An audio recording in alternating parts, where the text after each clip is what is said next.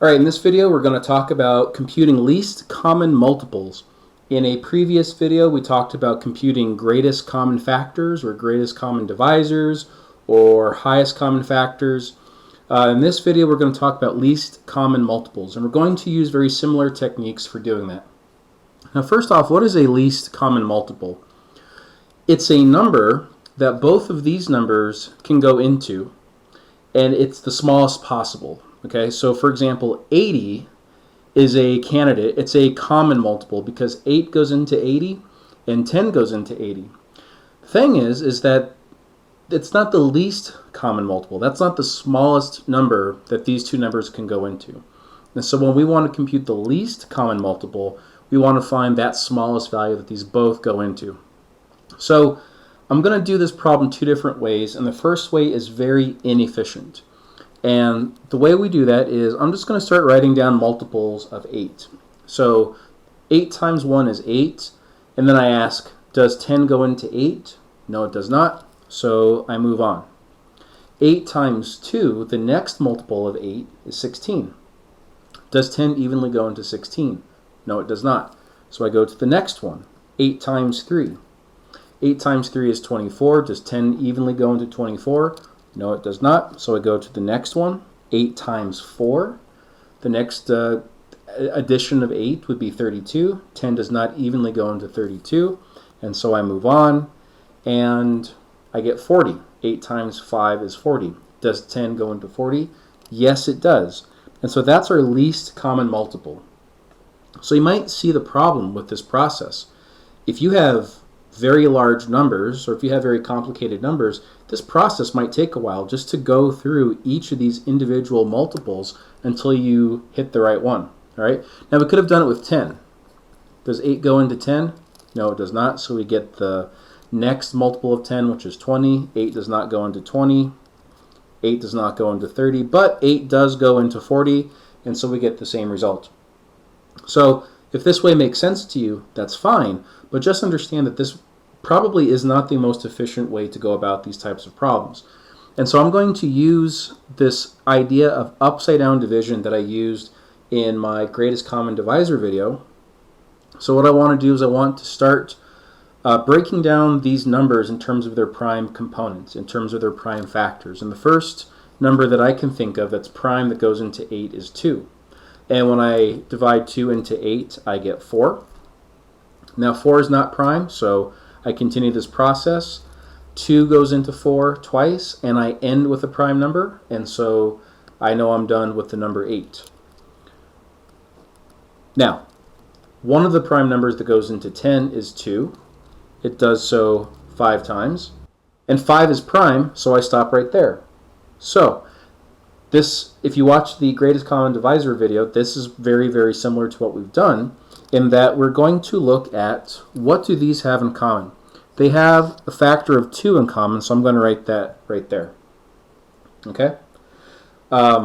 So that's all that these two prime decompositions have in common. So this is what they have in common.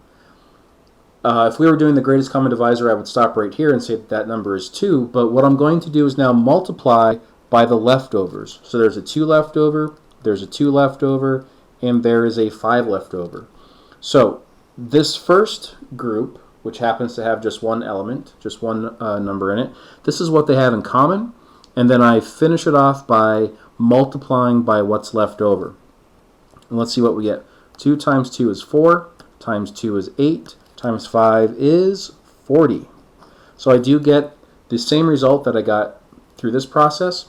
Once you get the hang of this prime factorization, this upside down division, this can be a much more efficient way of getting the result. All right, let's look at another example to see how this works. Let's look at the least common multiple of 9 and 10.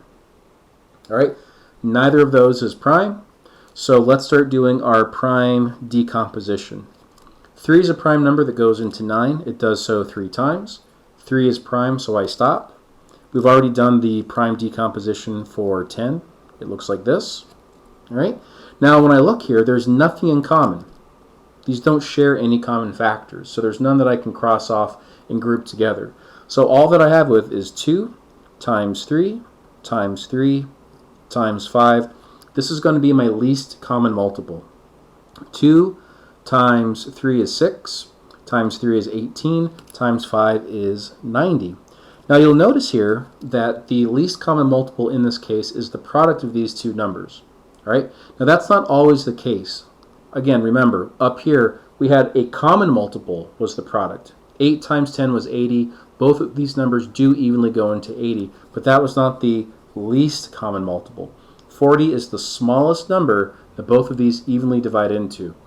Here, 90 is the smallest number that both of these evenly divide into. It just so happens that this 90 is the product of 9 and 10. All right, let's look at another example.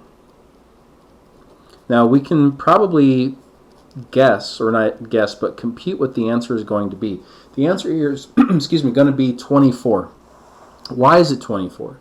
Well, 12 goes into 24, and 24 goes into itself once. And so in this case, we can just look at it and say, well, the answer is going to be 24, okay? Because there's nothing smaller that 24 can go into other than itself, all right? So if you get too used to finding common multiples, especially when you start adding and subtracting fractions, then you're going to have to deal with this times this. That's a common multiple. 12 times 24 is 288, all right? So while you're working with numbers in the hundreds, 288, if you've paid attention to what we've done here, the least common multiple, the smallest number is 24. 24 is a smaller number to work with, so it might be a little bit easier for you. Okay? So let's do the prime decomposition to actually prove that the least common multiple here is 24. So 2 goes into 12 6 times. 6 is composite, it is not prime, so I continue. 2 goes into 6 3 times. 3 is prime, so I'm done. 24. Well, 3 goes into 24 8 times. 8 is not prime, it's composite. 2 goes into 8 twice. No, it doesn't. 2 goes into 8 4 times. 2 goes into 4 twice. Now I'm done because 2 is prime. And now let's cross off what's common. They both have one factor of 3.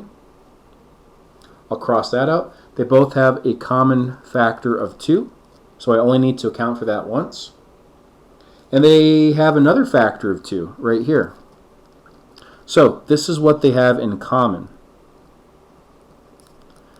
And then I just look at the leftovers. Well, the leftover here is just 2. There's no leftovers here, so that's 2. I'll label this leftovers.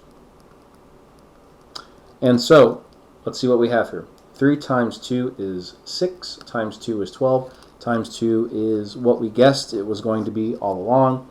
It's 24. All right, let's do a slightly more challenging problem. Let's do the least common multiple of 16 and 104.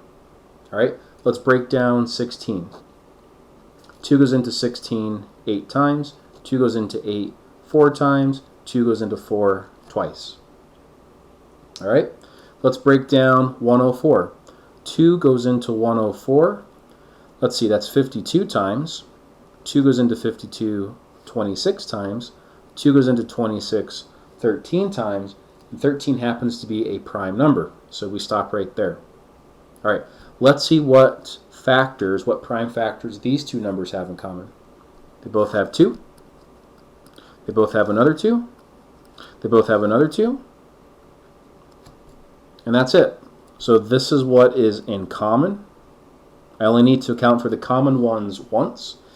And I have a 2 left over and I have a 13 left over. So this is the leftovers.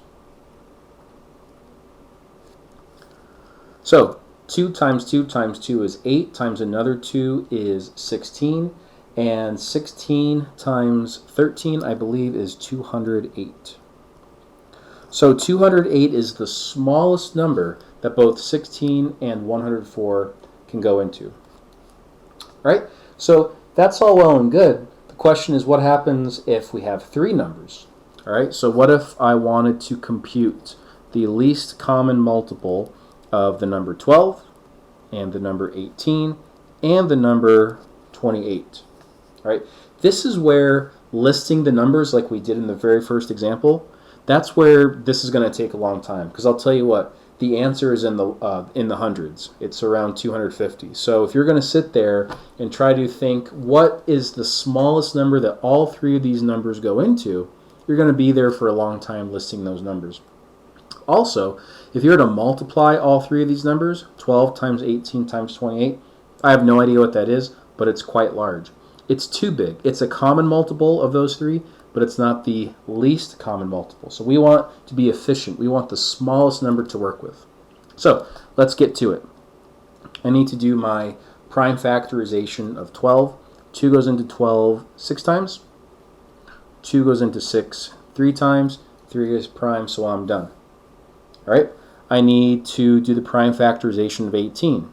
3 goes into 18 6 times. 3 goes into 6 twice.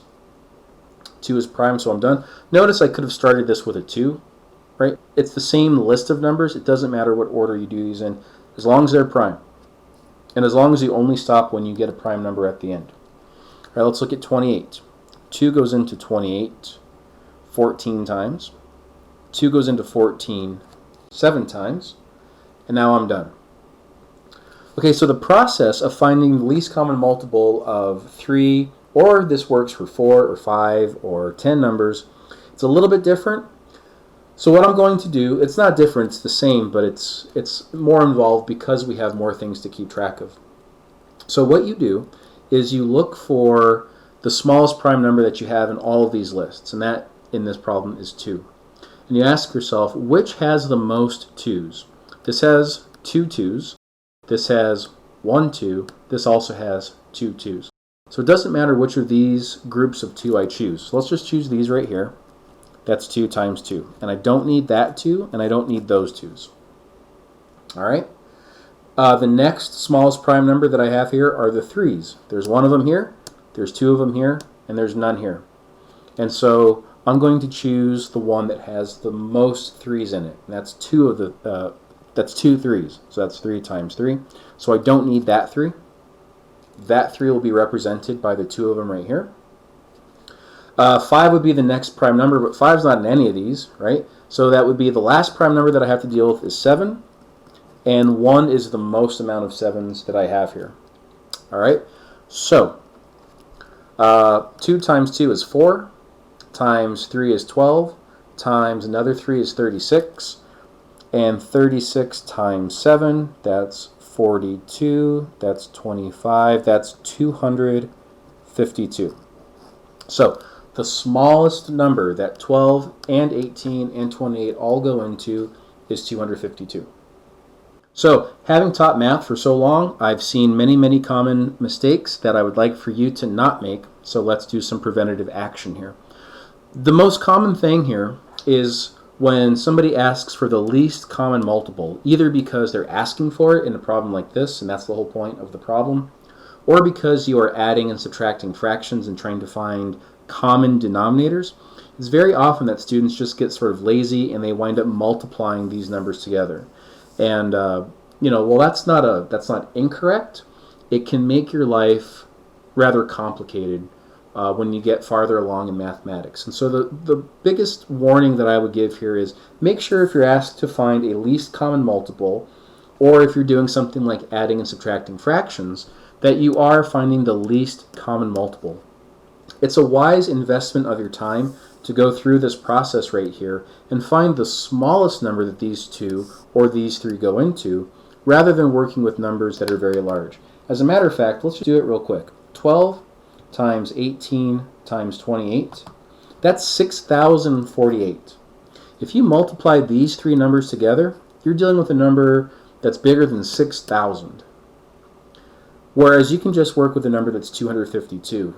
So again, when you start adding and subtracting fractions, when you go farther along in your mathematical careers, you certainly want to make things as easy for yourself as possible. Why work with numbers on the order of thousands when you can work with numbers on the order of hundreds? All right, so that's the idea. So it's not a mistake per se. It's not mathematically incorrect to say a common multiple is the product of these. But remember, we want the least common multiple. So like I said, it's a wise investment of your time to go through this process and find the least common multiple. It will pay off dividends in the end. And of course, I like to end my videos with some practice problems for you. And so here are 4 problems for you to try on your own. I will put answers to these in the description of this video. So comment, make sure you like this video, make sure you subscribe to this channel. I am very much into making these videos now. I'm having a lot of fun doing them. And so comment below, let me know what you want me to teach you in this YouTube channel. Tell me what you like, tell me what you don't like. Like this video, share it with your friends, hit the subscribe button. Links to other videos will be available. Answers to these practice problems are available in the descriptions. Thank you very much for watching. I will see you next time.